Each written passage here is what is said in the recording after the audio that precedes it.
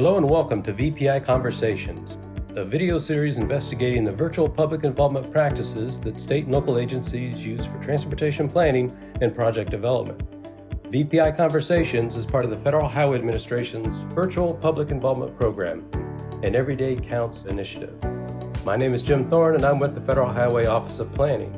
And today I'll be speaking with Katina Lear, the Assistant Director of Strategic Communications at the Georgia Department of Transportation, Amber Phillips, the Assistant State Environmental Administrator at GDOT, and Bobby Dollar, an Environmental Transportation Manager at GDOT, about the institutionalization of virtual public involvement and VPI strategies for project development and environmental review. Thank you all for joining us today. So could you talk a little bit about why Georgia DOT got started with virtual public involvement and what the agency's goals are for using VPI? Sure. So the agency wanted to really emphasize and look at ways that we could reach people where they are. We, in the past, have struggled with having attendance and folks show up to our in-person meetings. So in an effort to look at additional ways to reach people, as I said, where they are and convenient times to them, we started to look at building out our virtual presence in presenting these projects.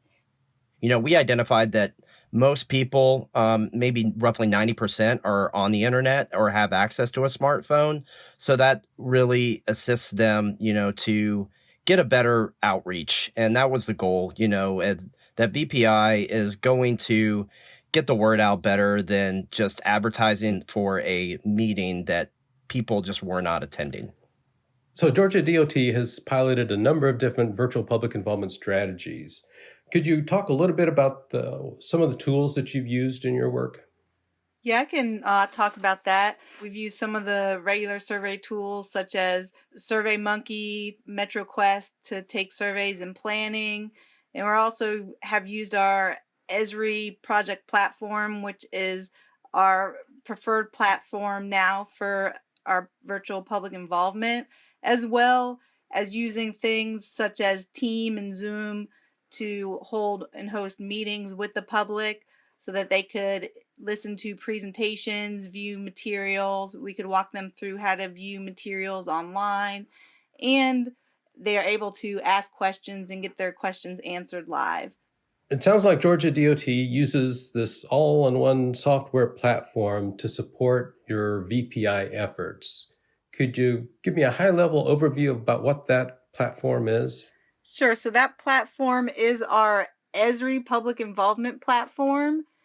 And what that is, it's a virtual platform for public involvement that you can develop your individual project web pages into that program.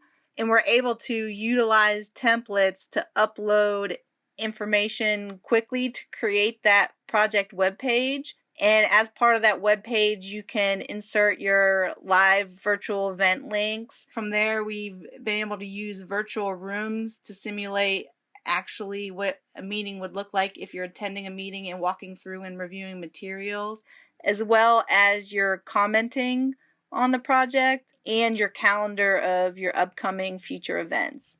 The ability of the public to follow our pages is really, really instrumental in us being able to get to a point as an agency to be able to start the process on the portal in the planning phase and be able to potentially build out pages off of that planning study that go into concept and into the environmental phase and hopefully go in through construction. And the public will be able to follow that process on that one particular page or multiple pages. And anytime an update is made to that page, if the public is following that page, they will get a notification. So it sounds like Georgia DOT is working to institutionalize VPI into the public involvement program or the process. And what does that institutionalization look like within Georgia DOT? It allows the department to have that consistent look and feel of every project looks the same when the public looks at it on the portal. And it also allows the department internally to meet the standards and guidelines set forward by our IT department. And also it allows our internal staff to be able to utilize a templated format of the projects that we're presenting to the public. So how do you evaluate the effectiveness of specific virtual public involvement strategies or tools as you go along? When we're asking the public for their feedback on the project, we're also asking for feedback on the process. And the process includes the materials, how we've responded to comments in a meeting, whether that's a virtual meeting or an in-person meeting. Was the information presented well, understandable? How did they hear about it? How did they hear about that so we can improve how we're communicating and advertising our meetings? And we're able to compile a report and pick the most important things to work on for improvement over the next year. And we share those with the entire department who is involved, anyone who's involved with public involvement, we share that with them. So it sounds like you've been using VPI for a lot of project development and in the environmental review process. So what is it about project development and environmental review that makes VPI the way to go? So the NEPA document tells the story of the whole environmental process. So when we have CEs or categorical exclusions, those are your lowest impact to the environment. With VPI and some of our opportunities that we identified, such as right now we're creating the website, that those CE level type projects, those would be really great candidates for the website and to allow people the opportunity to visit the website at their convenience. And incorporating VPI, and instead of holding the physical public meetings and conducting more online type meetings and creating these websites, is just going to streamline the process, if anything, because now we don't have to mobilize a group of people and make it down, have to drive down to a certain area. All of this can be done, interactively in real time, and people can go online anytime to access information, probably better than they would if they were just in person when they lay their eyes on, a set of plans. So let's talk a little bit about your Georgia DOT's use of online meetings. Could you talk a little bit about what those look like in the process of planning and conducting those meetings? We're able to identify those specialties that are going to have the most comments and get them into a centralized location and actually present the project live and where we're at in the process, what our project website looks like, and start opening up the question and answer format so that they could respond live and walk people through areas. So how do you engage low broadband communities who may struggle to connect to online meetings and other virtual tools? We have done text messaging to citizens, especially if we know they're in those types of areas that may not be getting on their computer, but they have their phones. And we're also collecting databases of those communities so that if they aren't in our Every Door direct mail poll, that we can send them a separate letter to advertise, and those letters can go out in multiple languages if needed for the area. Very good. Are there implications for rural communities with virtual public involvement methods? So we have, even on our bigger level projects where we've done virtual online events, you also have the ability to call in. You can't see anything if you just call in, but you can listen. And other things that we're looking at are being able to present things on the public broadcasting networks as well, so that they may be able to see visual in the future. So we're still exploring those options for those to reach those communities, but we'll still, if we need to, if they don't have any of those abilities, then we will still, of course, go and meet with them at an in-person meeting or even one-on-one if need be. So how has Georgia DOT used project visualizations to support public involvement?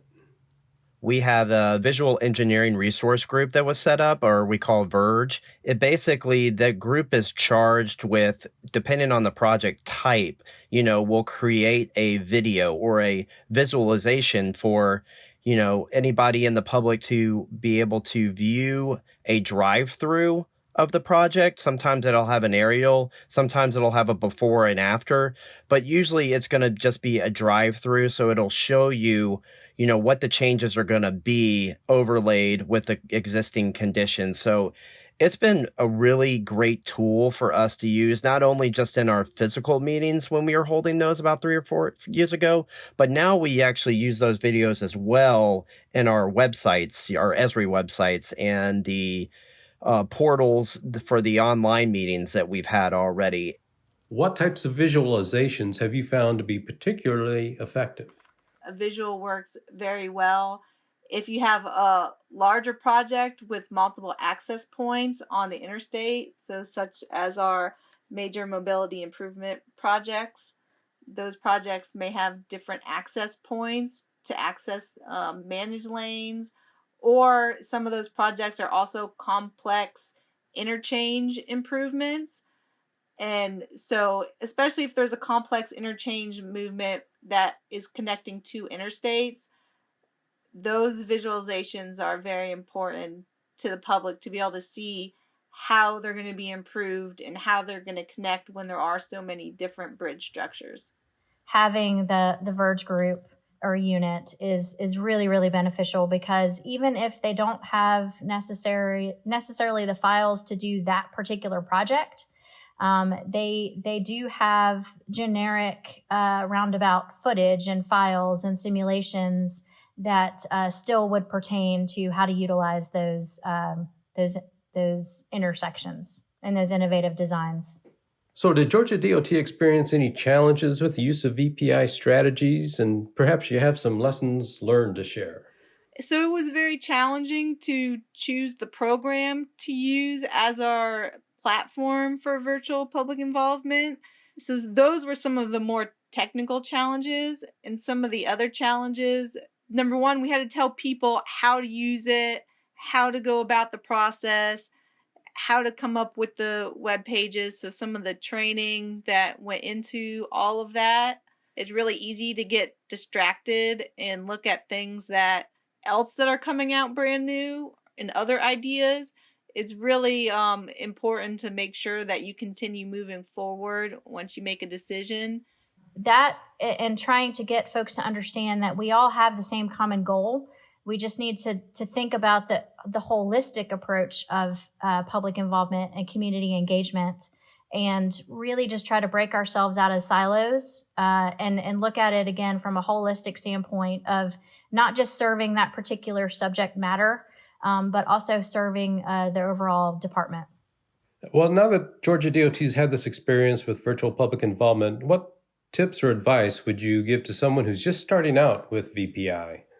Early on, we have a really great public involvement working group that we pulled together. And so having all those folks sitting at the table and really kind of helped us be able to understand where we were, where we are now, and where we want to go. Go ahead and get that group together, get as many people at the table as you think are going to be needed to add to that conversation, and talk about where you've been, and as I said, where you are and where you want to go.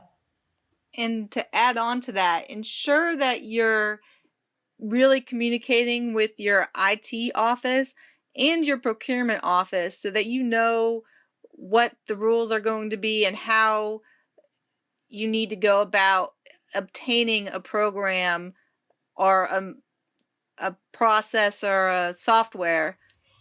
And one last thing that I would say too is that, again, with any public involvement, there is not a cookie cutter format. So what worked on one may not work for the other. So just stay flexible, be willing to try new things, and be willing to sometimes know and understand that, wow, that kind of fell flat, or that didn't necessarily work. How can we tweak it? How can we build upon what we've already put in place and make the experience better? Thanks again to Katina Lear, Amber Phillips, and Bobby Dollar of Georgia DOT for speaking with us today.